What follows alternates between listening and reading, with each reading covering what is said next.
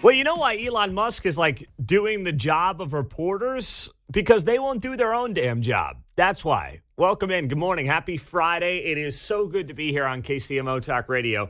If you didn't see this last night, I just saw it this morning. Elon Musk was down at Eagle Pass, one of the key areas of the southern border that's just getting flooded right now.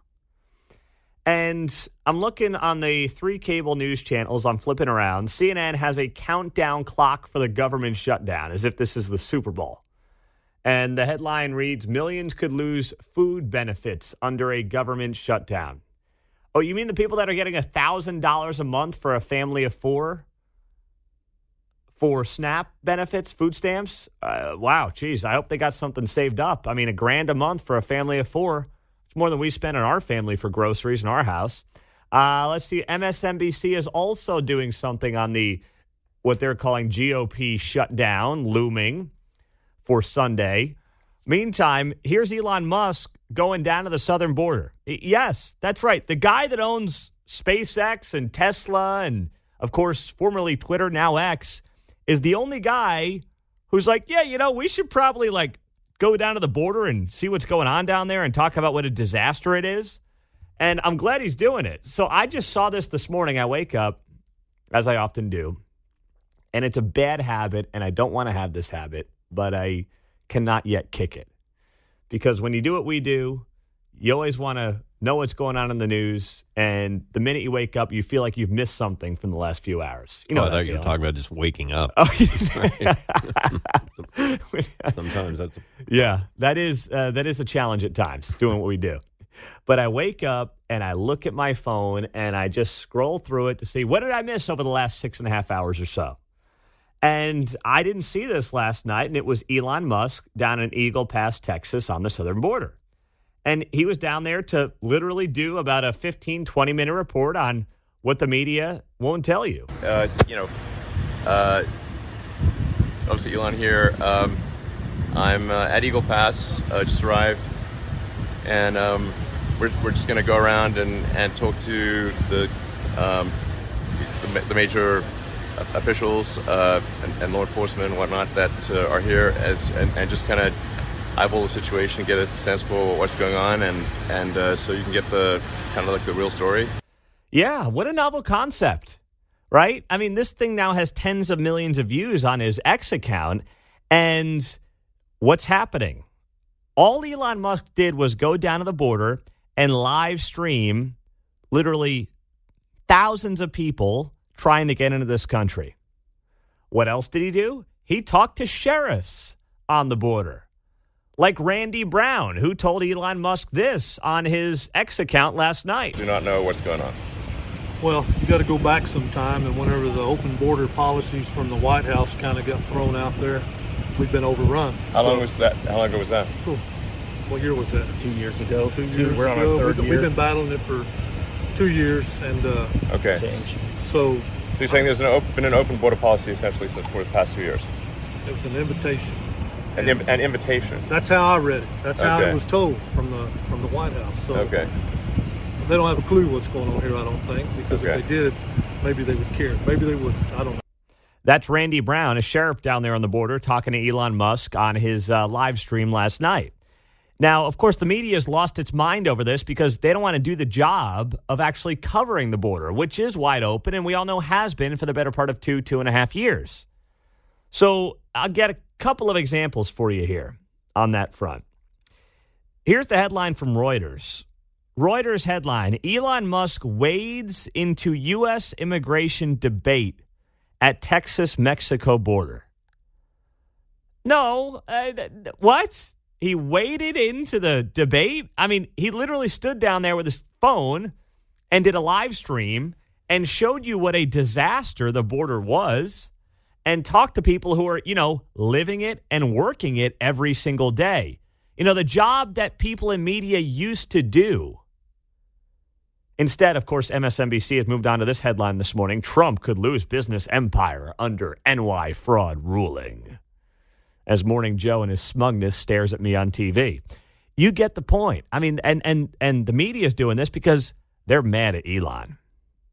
They do not want Elon doing this. They do not want him exposing to tens of millions of Americans what they are not willing to do. And that is report on the border, talk about what an absolute disaster it is, how it impacts our national security, our sovereignty, everything else. That's not anti-immigration. That's not Elon Musk wading into the immigration debate. There's not a debate here. It's reporting on what is happening in this country. That's what it is. And that's what, frankly, decent journalists should be doing as well, right? So another guy who's all bent out of shape, MSNBC's Mehdi Hasan, he put up on X yesterday, I know we've become numb to this in the age of Trump and celeb politicians, but why is a businessman who runs tech and car companies at the border giving us updates and being hosted by officials and law enforcement? What is the point of this? Why does he think he should be there? Okay. I'm getting pissed now. Because you clowns won't do your job.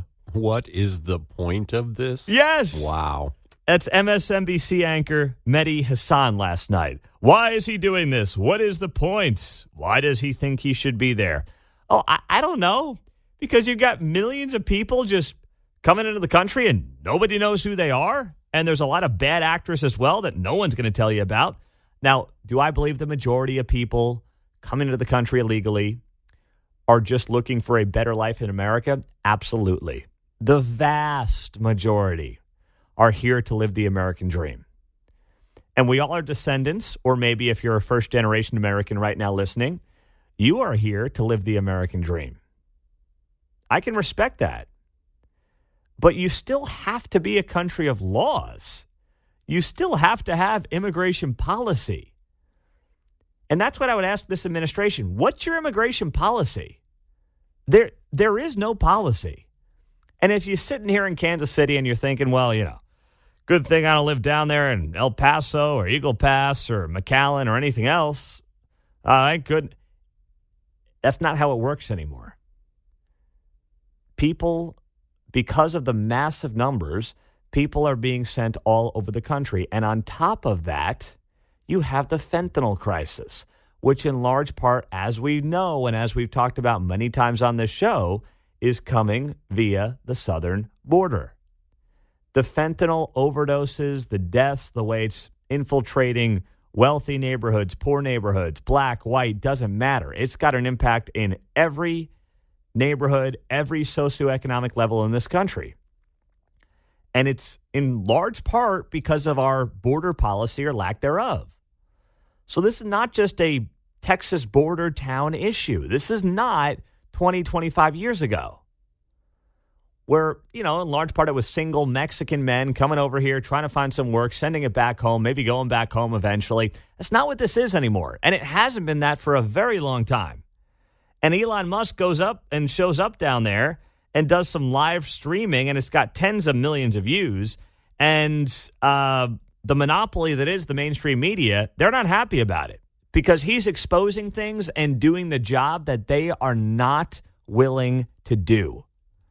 And good for him for doing it. I mean, I'm not a Tesla guy. I'm not really an EV guy. But if that day ever comes, if I have no choice, I'd like to help Elon however I can. For now, I'll just try to do Twitter Blue and pay him $8 a month for my Twitter account. That's the best I can do right now, Elon. I'm sorry, buddy. He can start a Patreon or buy me a coffee. Yeah, that's fine. He can do a GoFundMe. I'll chip in a few Something bucks like there. that. And I'll refund his border visit for the billionaire. I'm happy to help out where I can, just out of principle, if nothing else. 913-408-7710. I love this. In a world of alternative media, I absolutely love what Elon Musk is doing. He has become, in many ways, one of the most consequential and important figures that exist today, not just in the country, but in the world for that matter. On the text line, Pete, maybe Elon can take $100 and buy the Kansas City Star. Very well done there. I like that. I like how you're thinking. He can be our Jeff Bezos. Save the paper, baby. And it won't go, well, it's already fully woke. It just won't get more woke. I love that. But by the way, the knives are out for him in different ways as well, including against his business. We'll get to that, 913-408-7710. 888-728-7710 as we kick off the show. A busy show. Bill O'Reilly joins me at 8:30, a couple hours away, so set that alarm on KCMO Talk Radio. Yeah, big congrats to Elon Musk, as many of you are writing on the text line, doing the job Americans won't do. American mainstream news organizations, that is. They are dead, and that's exactly right. They are dead, capital D, John. Suddenly their journalism instincts are awakened when they start asking who, what, where, why once he's there. Yes. Once he's there, right? Yes. Who? Why is he there? Well, yes. Who is down there? Why is Elon doing this? What's the point? Yes, Oh, yes. well, suddenly now they're asking questions. It's so funny. They ask questions. They've asked more questions about Elon being there than they have actually about the damn border problem. Yep. So this is interesting. I got this text on the text line from a contractor.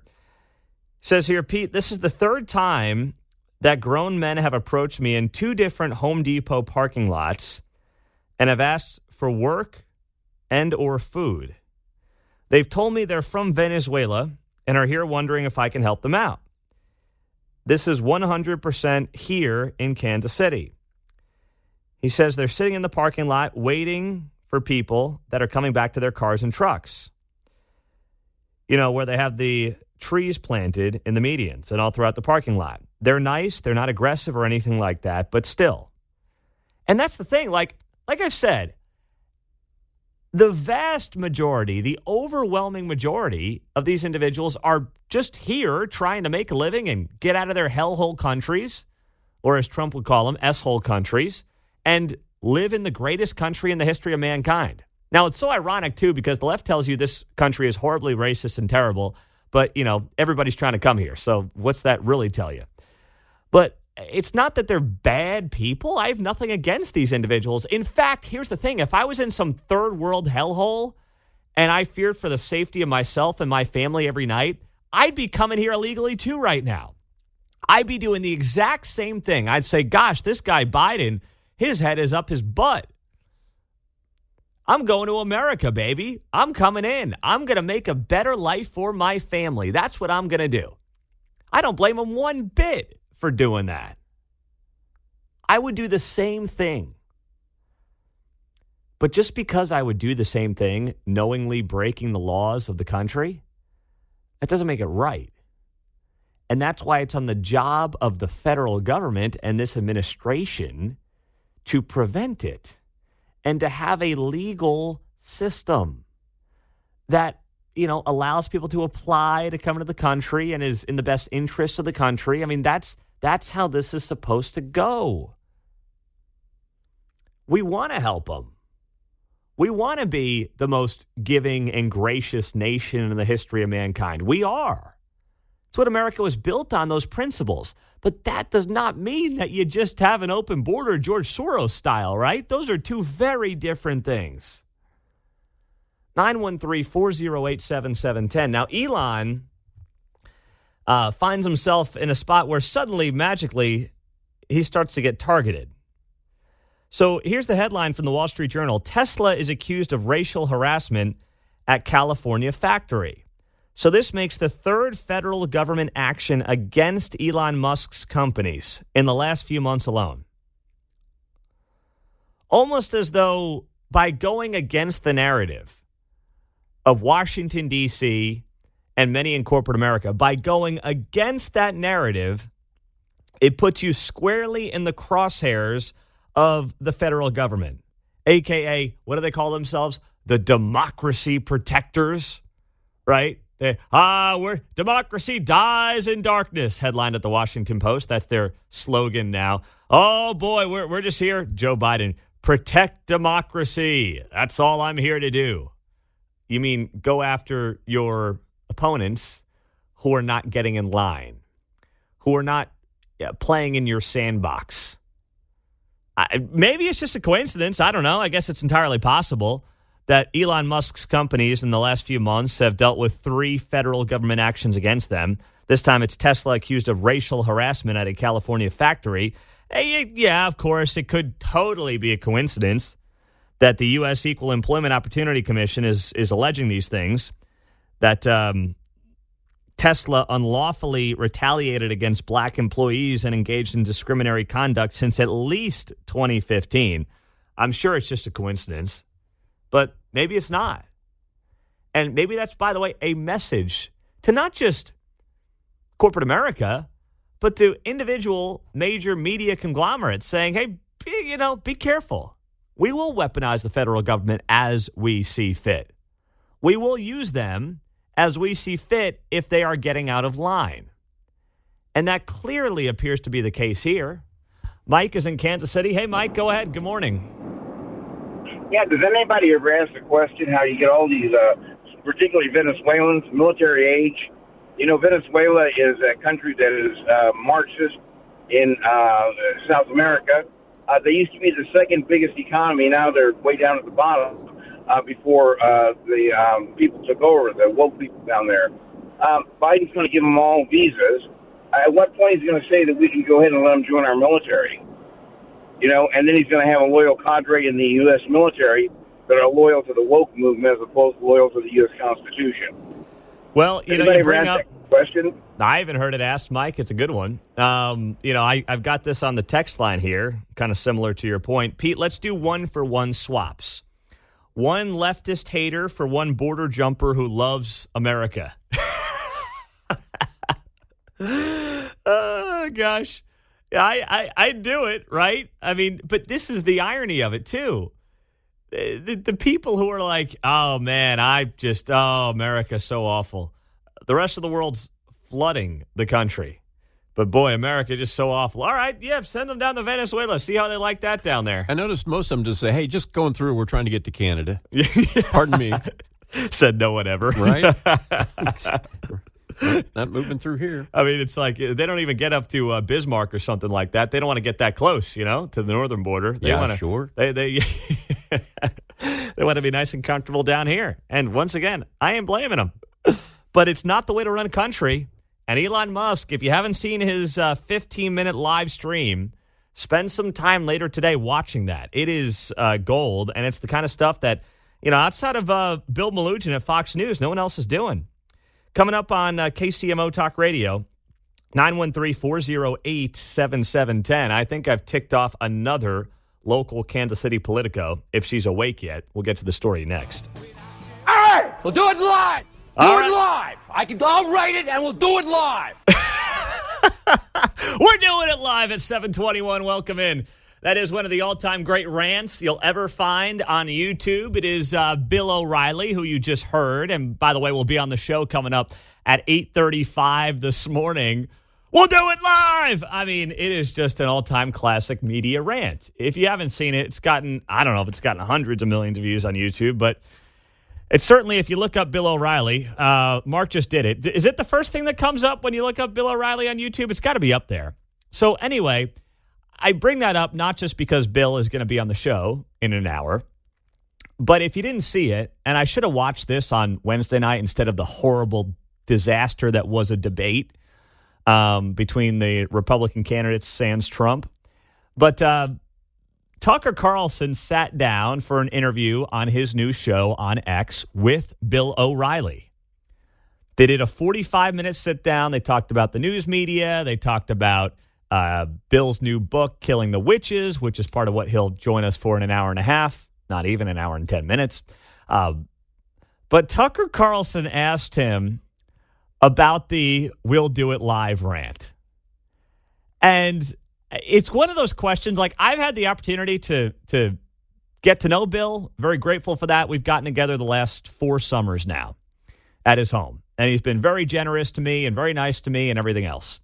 And it's one of those things that, when you sit down with somebody and you get to know him and you talk to him for an hour, the conversation just goes in different directions. And this is one of those questions that I always wanted to ask, but I never felt was appropriate because I never knew how Bill felt about it. But, when you're Tucker Carlson, you can ask him these kinds of questions. So Tucker asked him in this interview about the "we'll do it live" bleeping thing sucks. And here's how that back and forth went. It is just gold. I have to I just can't resist, and I don't mean this as a criticism because I actually love it, but the most famous video on the internet is you.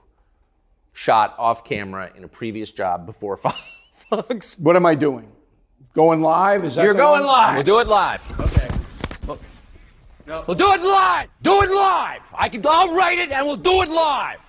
I was in Iceland, and I had some gnome come up to me and goes, "You're the going live guy."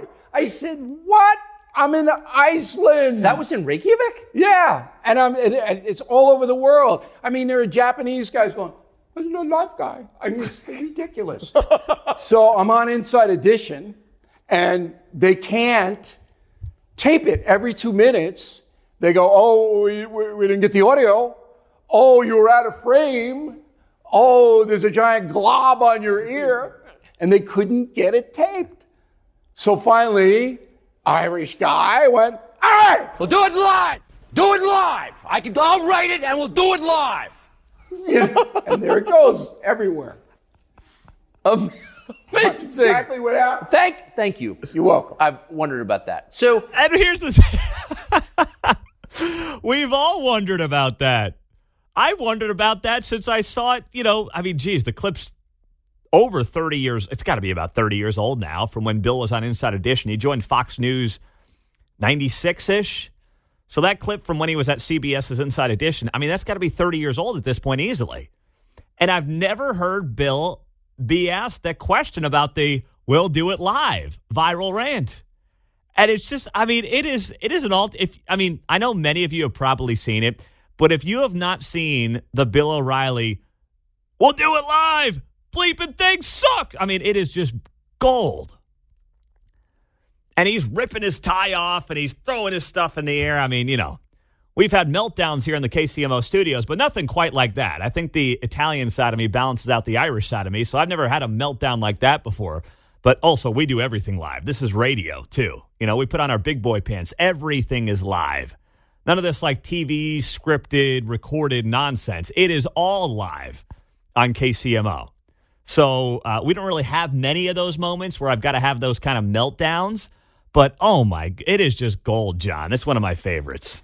I was instructed when I first got into this business that knowing how to get yourself out of one of your verbal jams is going to be your biggest skill, right? You paint yourself into a corner sometimes. And you're like, "I'm running out of time." And when you got a live mic 4 hours a day, 20 hours a week, that does happen once in a while. You don't have time for, "Hey, can we do this again?" Yeah, can we restart it? Cut. Restart it. Cut. Restart. Nope. Just got to keep rolling, baby. That's how it goes. Well, I will not, Bill and I are friends, but I am not going to ask him about the "we'll do it live." Here's what I may do at the end of the conversation today.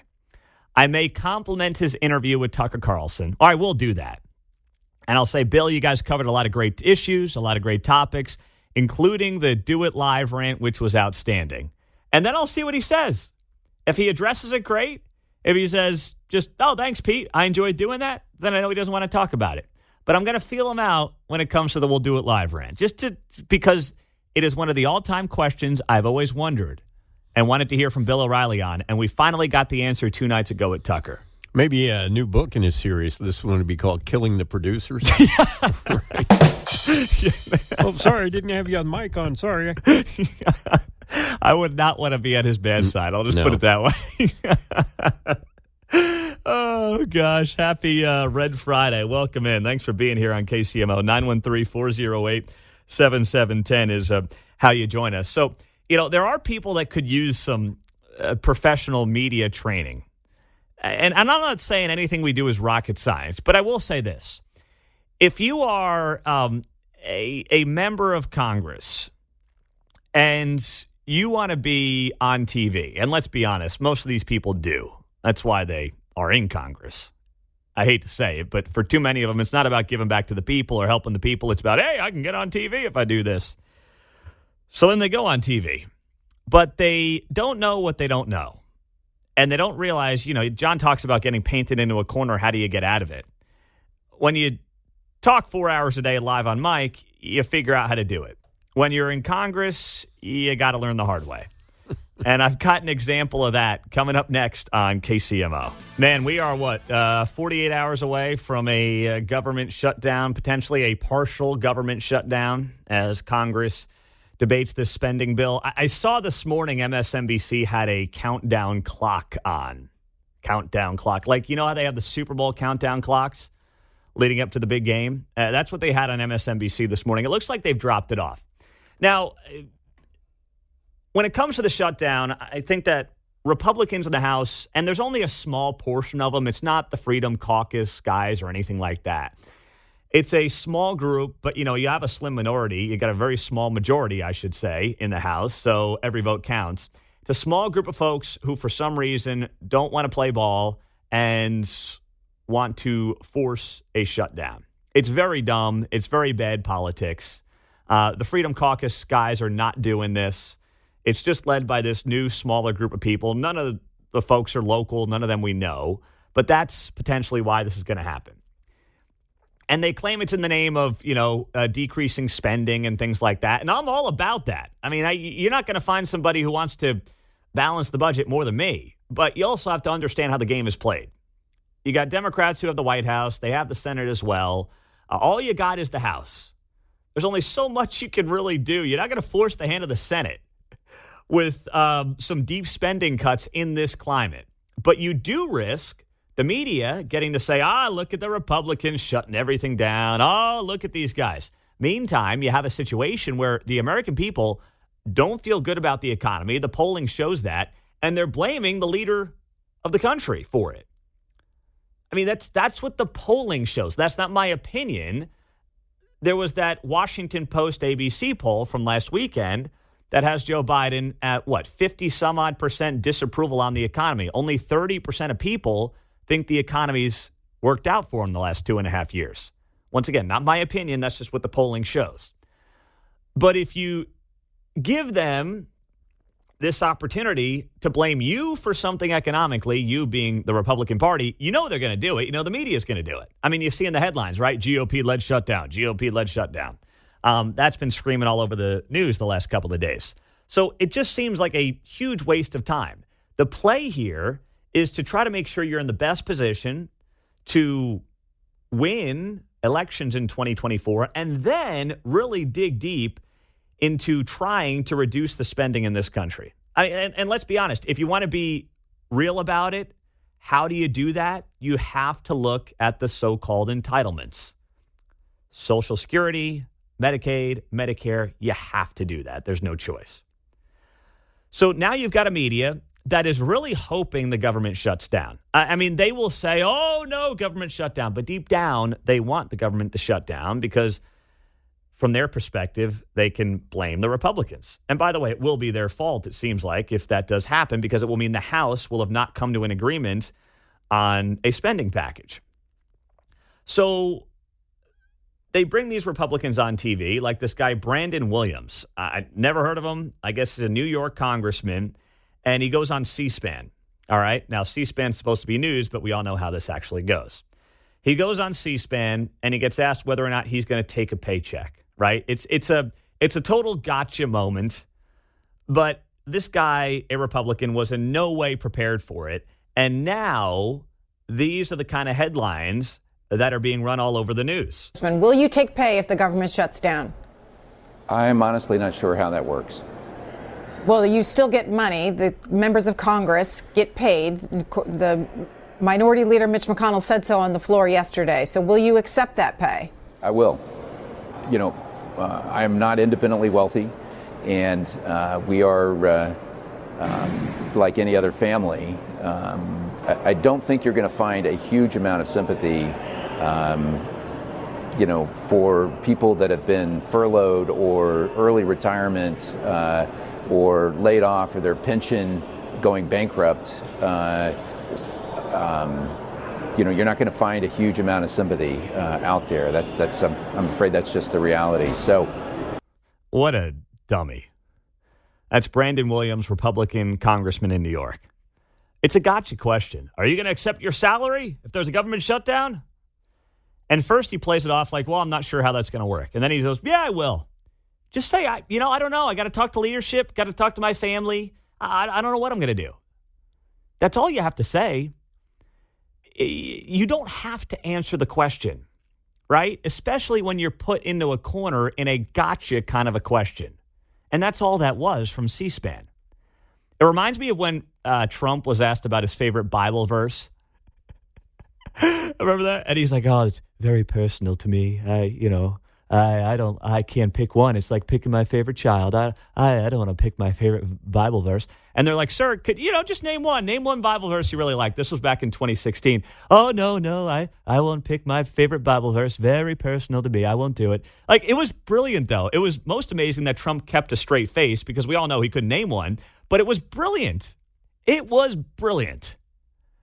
He didn't fall for it, but then you get these meatheads. "Oh, yeah, I'm going to take mine." It's like, gosh dang it, this is what they want you to say. Come on, guys. You should have said, "Sure, I'm taking mine. I think of it as a congressional strike fund." Oh, gosh.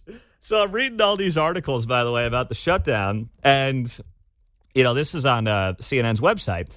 And it says here, if lawmakers fail to enact all or some of the appropriations bills, many government operations grind to a halt, resulting in a full or partial shutdown until Congress acts. However, government functions that are deemed essential will continue.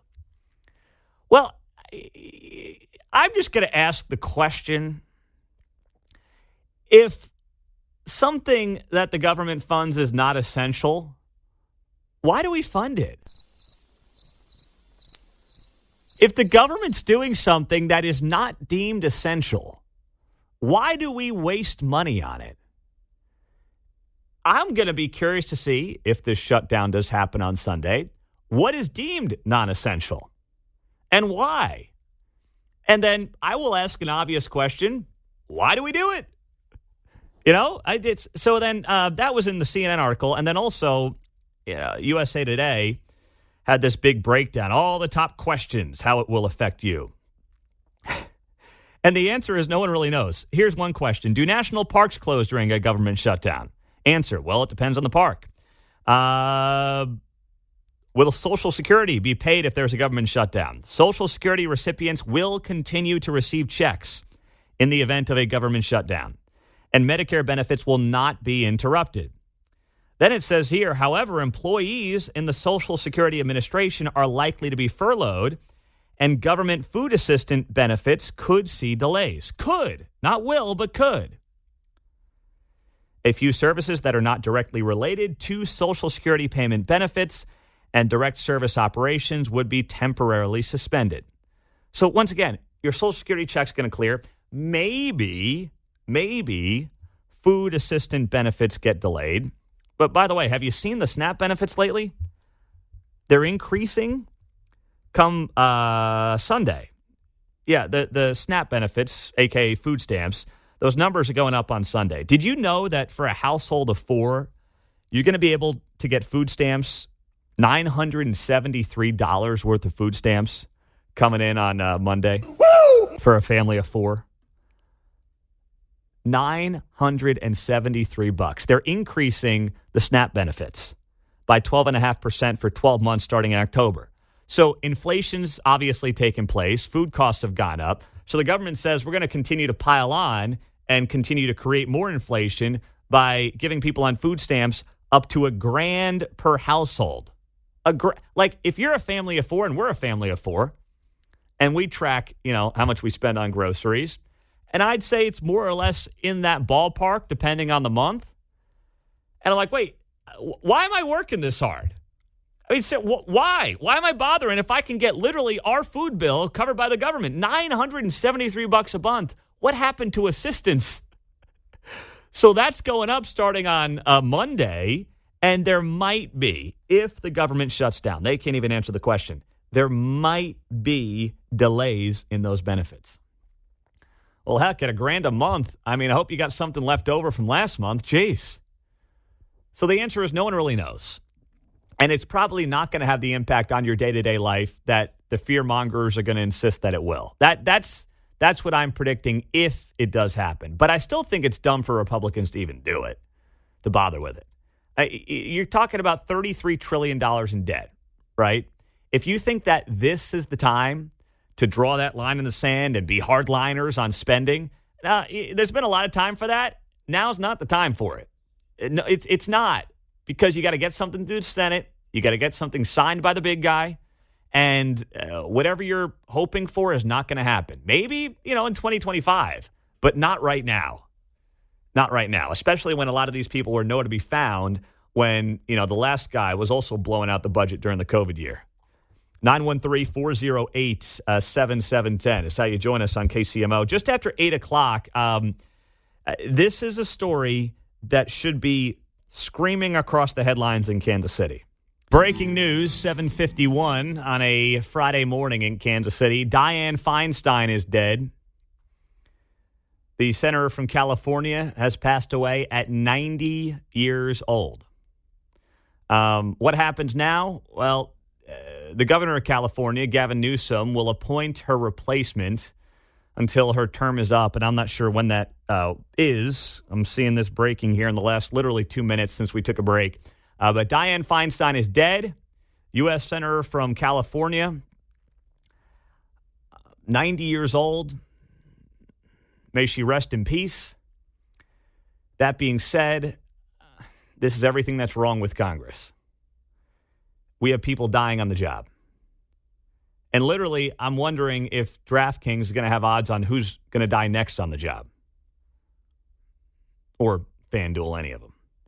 I mean, the fact that we even talk about this stuff, like, who's going to drop dead next in Congress? Like, this is pathetic. And I have sympathy for Dianne Feinstein's family. I generally didn't care for the job that she did and insider trading and everything else. But, you obviously feel for somebody's family. But, we've got people voting. She was voting in the Senate, a few weeks ago? I think this month. She was casting votes in the Senate. And, by the way, how sad is that? How sad is that somebody who is 90 years old was not spending their final weeks and months surrounded by friends and family? They were getting wheelchaired into the United States Senate to cast votes. I know the people, of the states, they elect their U.S. senators, and that's on them. And if they keep electing people who are geriatrics, I mean, they can do what they want to do. It's America. But gosh, what does it say? Right? That, your last moments, you're casting votes on things that you don't even know what you're doing. I mean, there was some viral clips of her not even being clear on where she was or what she was doing or what she was saying, and her staff's whispering in her ear. I mean, it's really sad. Paul's in Kansas City on KCMO, 913-408-7710. What's up, Paul? Good morning. Hey, good morning, Pete. Yeah, I was just going to comment on the shutdown. Before CNN starts parading out all these federal employees, understand they will get full back pay. Their TSP, which is their 401k, will be fully funded with matching funds. They will get all their leave days, their vacation days. So when they start parading about woe is me, this GS-12, I'm broke, they get everything back. So they basically get free days off. So want the viewers to understand that. They get everything. So kind of like a snow day in school. Yeah, they love it. Yeah. Some of them go, I was at Fort Leavenworth. I was an Army civilian. They go fishing. They take trips. You just stay at home. Must be nice. Must be nice gotta there, love Paul. it. Yeah, Thanks, you Pete. got to love it. Thank you. Yeah, but we're all supposed to freak out. I have way more sympathy for the folks at the GM Fairfax plant right now. You got 2,000 people not working because of the UAW strike, and they've been impacted because Wentzville, Missouri, their plant went on strike, 2 weeks ago now, and that impacted the GM Fairfax plant in KCK, and as a result, they have not been able to work. I mean, they've been shut down. Gosh, it's been about a week at this point. And you know what the impact is as well? Not just those 2,000 workers. How about the mom and pop businesses right there in KCK? Where these guys and gals, eat lunch, fill up the gas tanks, do all those things. No one's talking about that. No one cares about those people. But now it's fascinating. What we're supposed to do is lose our minds over this potential government shutdown, which, yes, is avoidable and should be avoided. You got to pick and choose when is the right time to have your battles. Just like your spouse, right? You got to know when to push the buttons. You got to know, do I go down this road now or do I, choose a better spot? That's how you get through life. That's how you get through a marriage. It's the same thing here. And some of these guys who want to do the shutdown, they're not thinking with their brains. They're thinking about what's good for them and getting on cable news and things like that. But I've got sympathy for the small business owners in KCK right now who no one's talking about, who is getting hit really hard by the Fairfax shutdown, which is no fault of their own. And in fairness, it's not even the fault of the Fairfax workers. It's the fault of the UAW. Yes, it's the fault of, Wentzville for going on strike, but it's not the fault of the people here in town. It's not. So Dianne Feinstein, dead at 90 years old. We'll see what the young Michael Douglas, a.k.a. Gavin Newsom, decides to do on that replacement. Born in 1933, passing away here last night. So it looks like her term would have ended November of 2024. So it looks like now there'll be a U.S. Senate race in California next year. Not that any of us care. They're going to put some lunatic in there anyway. So we'll watch, though. We'll see what happens as we approach the top of the hour on KCMO Talk Radio. Welcome in. Happy Red Friday. It's great to have you here on 710 AM and 103.7 FM. Bill O'Reilly will join us at 8:30. We'll talk news of the day, but also he's got his new book out, Killing the Witches. Bill's, did you know that series is the number one nonfiction history series of all time? The Killing series. Bill sold nearly 20 million books as part of the Killing series. It is damn impressive. And we always appreciate when he sets aside some time to talk about it here in Kansas City on KCMO. So we'll be doing that with him at 8:35. Don't miss that buy, sell, hold also coming up next hour. So there's still a lot to get to. But next, this should be the top story getting talked about in Kansas City. We have done it for several weeks. We have warned you about it, specifically if you're a Kansas City resident. This is the kind of thing that is going to put people out of their homes. And I didn't see the Kansas City Star even write about it. I mean, there's been some good local TV reporters who have touched on it, but nobody else that I've seen has touched on it like they should, because this is the stuff that impacts your everyday life. Instead, the Star's too busy writing about DEI nonsense. We'll get that story to you coming up next. I don't know how this would work with Dianne Feinstein, the California U.S. Senator, passing away. I don't know the answer here, but the governor's got to appoint Dianne Feinstein's replacement. So what if Gavin Newsom appointed Kamala Harris back to the U.S. Senate, and then Joe Biden appointed Gavin Newsom as his VP to then take over and hand the mantle off to him in 2024, hand the baton off? What about that idea? Now we're cooking. I mean, can Kamala reject it? I don't know. I can't get in the weeds beyond that, but I'm just floating out the idea here of Kamala going back to the U.S. Senate. She gets appointed to the U.S. Senate, which is where she came from in California. And then Biden needs a new VP. He brings in Gavin Newsom. And, then Biden steps down and Newsom takes over. Woo, baby. Now we're talking. By the way, Josh Hawley just putting this up on his Twitter page. Aaron and I were saddened to hear of the death of Senator Dianne Feinstein. It has been an honor to serve with her in the Senate and on the Judiciary Committee. Hawley writing here, no one was more welcoming when I came to the Senate than she. And no one was a better example. She was tough, incredibly smart, and effective. Always willing to work across the aisle to get things done. She was a person of unquestioned integrity. I admire her and will miss her in the Senate. Aaron and I send our deepest condolences to her family. All right, who stole Josh Hawley's phone? That's what I want to know. I'm just kidding. That's a very nice message there from Josh Hawley. Very nice. Seems like those days are long gone in the Senate, but that's a very nice note from Josh Hawley. So, well done by him. All right, not well done by the local media outside of a couple of outlets who wrote about this story we've been warning you about for quite some time. Kansas City, Missouri public schools are going to double your property taxes. That's what's likely to happen here. So I guess this was Wednesday night, in a 7-0 vote, Kansas City Public Schools decided to keep its current mill levy rate, the same level it's been for 25 years. Now, you know by now that we've got this debacle in Jackson County when it comes to the property assessments. So everyone is trying to figure out, do we roll our mill levy back? Obviously, they should. How much do we roll those back? Because it's ultimately on those jurisdictions, the school boards, the cities, and it's on them to make sure they are not taking more money out of your back pocket via property taxes because your house is now worth more money.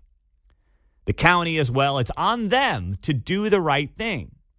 Well, Kansas City Public Schools did not do that on Wednesday night.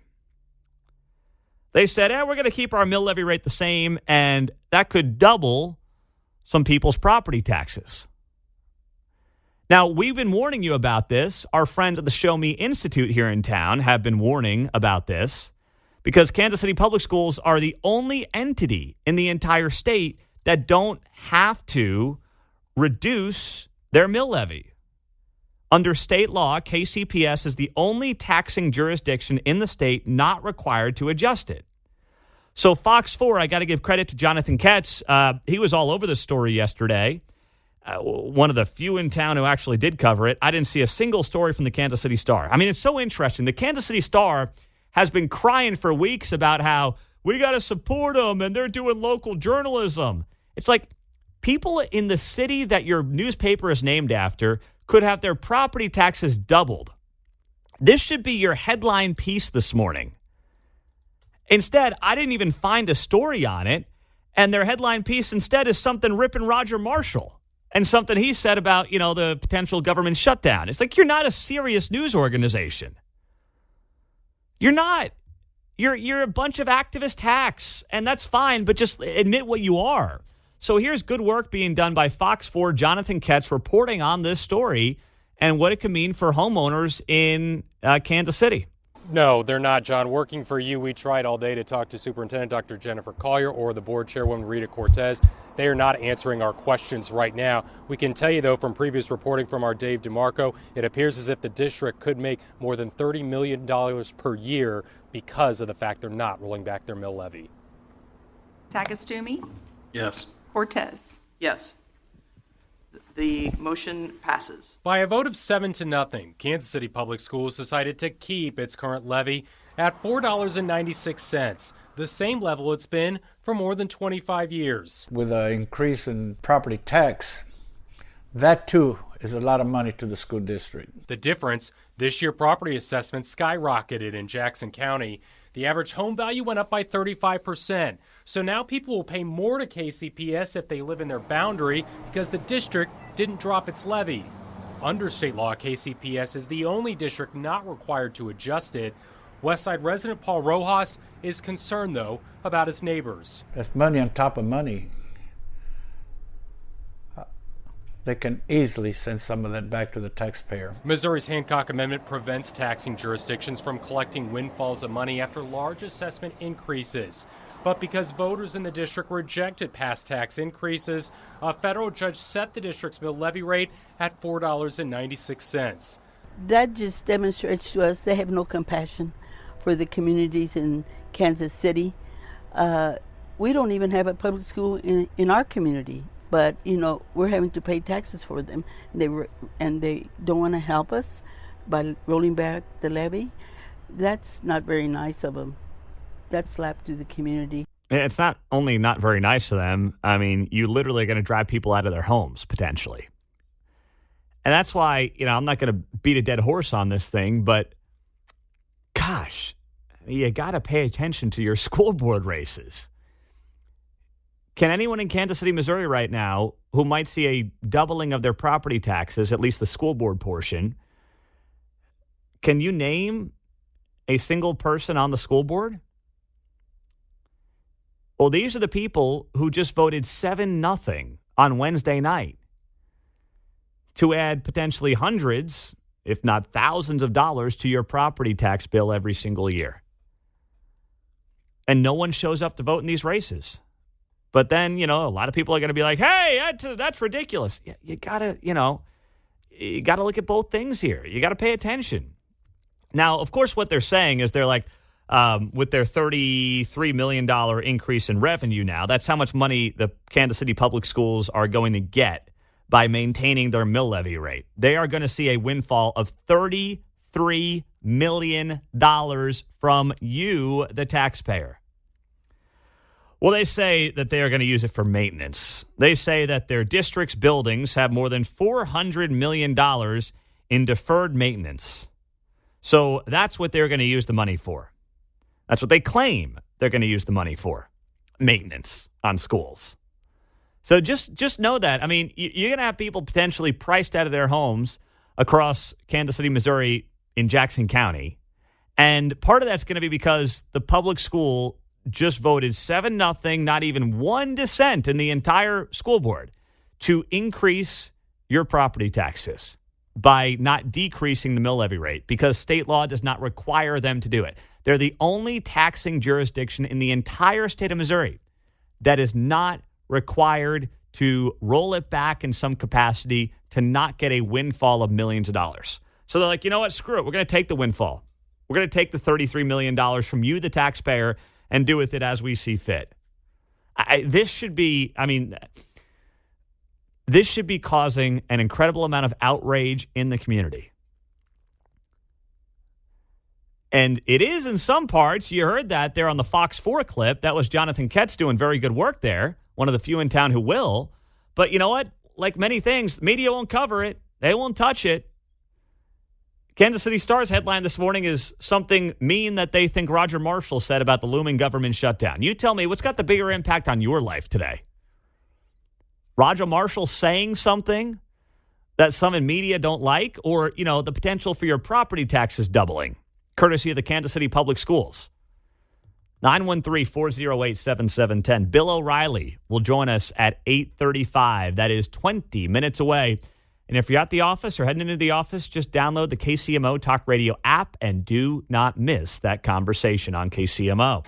Well, Bill O'Reilly's coming up in 15 minutes on KCMO Talk Radio. Do not miss our conversation right around the corner with him. Dianne Feinstein passing away at 90 years old. That news breaking last hour. So we'll see. The governor of California, Gavin Newsom, has to appoint the replacement. And I've just floated out the idea of what if he he appoints Kamala Harris back to the U.S. Senate, and then Joe Biden appoints him, Gavin Newsom, to be his VP. Woo, now we got something cooking. So see if that picks up any steam in the days ahead. That would be interesting. 913-408-7710 is our text line and our studio line here on KCMO. Did you see? I was surprised by this. I saw the headlines. I'm sure you did as well on a Red Friday. Willie Gay, Chiefs linebacker, rips Zach Wilson, Jets quarterback. Just Google it. Just Google Willie Gay, Zach Wilson, and you'll see all the headlines. And I thought to myself, okay, what did he say? Willie Gay's not a guy that talks a lot. You know, he's not a guy that really says a lot. Hasn't been. Good linebacker. So then I actually find the clip. And I find the clip, and I have a completely different opinion than the headlines that are all just clickbait in hindsight. They're taking their cues from the Kansas City Star, I guess. I don't know. But listen to Willie Gay. Take a listen to what the Chiefs linebacker says about the Jets offense. Nuance matters, right? Remember, these news organizations put out headlines to get you to click on their articles because clicks mean money. But listen to Willie Gay and tell me if this is insulting to Jets quarterback Zach Wilson, who, of course, has taken over for the injured Aaron Rodgers and has stunk up the joint. But still, this is not insulting from Willie Gay. When you look on tape, what are you seeing from Zach Wilson in their offense? Damn. That was a hard question, I can't lie. The team that want to run the ball, you know, of course, man, you know, not that wasn't, you know, to be funny or anything, but A-Rod got hurt and it turned into a team where, like, in panic mode almost. That's what I see, at least. And they got great running backs, so now they're just trying to pound and ground, like they did. What game was that? Who did they just? I don't know if they won or not, but I feel like the running back's been rolling. So, like I say, 3 great ones. So, I feel like that's their game plan. That wasn't insulting to me from Willie Gay, talking about the Jets and Zach Wilson. Now, you know, he kind of says at the beginning, geez, that's a tough one. But here's the thing. The guy's a linebacker, right? he's not the quarterback. He's not Mahomes, who's up there at the podium after every game, who's got some media savviness. He's like, hey, what are you saying in the Jets offense? And he admits, yeah, that's a tough one. Now, the Jets offense has stunk up the joint since Aaron Rodgers went down, which was literally the first series of week 1 of the season. Zach Wilson has been terrible. But the notion that was insulting, and he literally says it there. He's like, I'm not saying that to be funny. He goes, I respect their running backs. They've got good running backs. And they're going to try to ground and pound, in his words. But the notion that it was like, dig from Willie Gay to Zach Wilson, those are all the headlines. If you Google Willie Gay, Zach Wilson, go to some of the websites like Barstool, which shame on me for going to Barstool. But they make it into something that it clearly is not. Yeah, my headline would have been Willie Gay compliments New York Jets running backs. Yes. Which is why I wouldn't get good clicks. But yeah, you wouldn't be a clickbait man there, Mark. Or the headline could be something like, Willie Gay, expects ground and pound from Jets. Willie Gay, how about this? All right. Willie Gay questions Jets passing game. If you want to have a little bit of clickbait, that's how you do that. But to say, oh, Willie Gay rips Zach Wilson, he just said, hey, that's not bulletin board material. I was like, oh no, Willie Gay gave the Jets bulletin board material. What's going to happen here? That's not bulletin board material. That's nothing. That's pretty harmless stuff. So I'm not freaking out over that. Some people are, but I am not going to even bother, entertaining that. If that gets you all juiced up, bulletin board material for Zach Wilson, then so be it. But they're going to need more than that when you're a 9.5-point dog at home. And Taylor Swift's in the house this weekend, by the way. Let's go. Woo! Hey, do we know the over-under, Mark? Have you seen any over-unders on Taylor Swift appearances, cameos this weekend? Yeah, I think it was minus 1,500 to show up at this weekend's game. So I think they had an insight on that. Well, now it's confirmed, right? Well, pretty much, yeah. She's going to be there. Yeah. Okay. Now, do we know how many cameos she'll make on NBC on Sunday Night Football? They didn't have that. They did have plus or minus 120 photoed with Brittany Mahomes. Oh, minus 120 with Brittany Mahomes. I like that one. Well, did you see where they went to dinner the other night after the game? Oh, yeah. They went to Prime Social down there on the plaza. It's a nice restaurant. So Prime Social's on the rooftop there, and then Ocean Prime is the restaurant on the first floor. I haven't been upstairs. I've only been to the first floor restaurant. It's nice. But according to, I don't know if it was TMZ or one of those outlets, they said that Brittany Mahomes and Taylor Swift hit it off, and they took a shot together at the end of the night. Yeah, that's right. Let's go. Woo! They took a shot together at the end of the night. I want to know what they were taking shots of. That's what I was curious about all last week. All right, is she going to be friends with Brittany? Are they going to sit in the suite together in the next game? And now it looks like that could happen. Yes. Now, does Brittany go to the road games every week, though? I think that's hit or miss. It is hit or miss. I think that when she was pregnant, it was tougher for her to go, but I think she'll go to most of them now. Well, now, too, let's be honest. You don't think Brittany Mahomes wants to sit in the suite with Taylor Swift at MetLife Stadium on Sunday night and be seen all over NBC in front of 30 million people? Brittany has a brand. Yeah. She'll keep that going. She owns a sports team here in town, right? With the She Current. has workout clothes and stuff that she can get Taylor to wear maybe. Yeah, she can boost her own social media following. Travis has 400,000 new Instagram followers after this. So we'll see. We'll see. But it is, boy, these are interesting times. I got my father-in-law sending me the back page of the New York Post yesterday, which is all about Taylor Swift and the Chiefs. I mean, this is next-level stuff here. This is the golden era right now. Pop culture-wise, mixed with the on-field play. I mean, we're living through it here in Kansas City. Now, speaking of, pop culture, politics, news, sports, the guy's got it all. He's also got a new book that's undoubtedly going to be at the top of the charts sooner than later. It came out this week. Bill O'Reilly, Killing the Witches, and the news of the day with him next.